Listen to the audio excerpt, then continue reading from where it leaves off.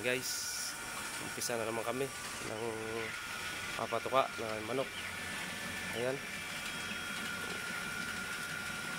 dyan lang namin nilalagay yung aming patuka ng manok. Feeds, diretso na yan dun sa dulo. Hindi na kami pupunta ng dulo. Kusang namamatay na doon, automatic. Bali, naubos ko na guys 35 sacks.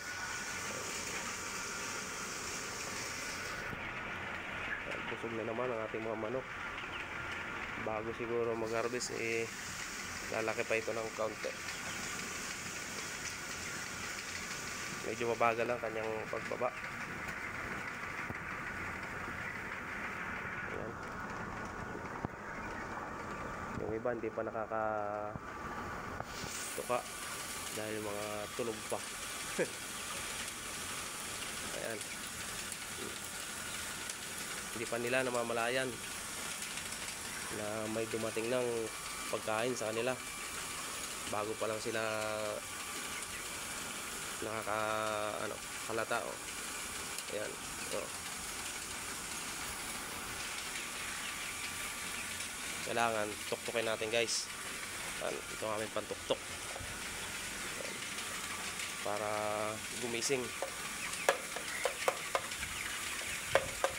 Ganito lang yan guys.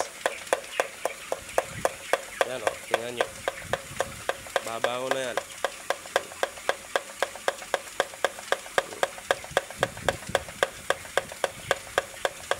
Yan o, sabango na sila.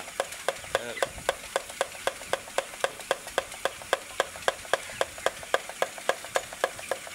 Yan o.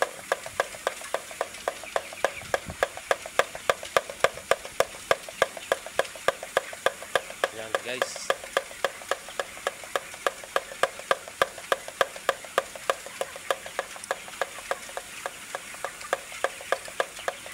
Days na lang, harvest na.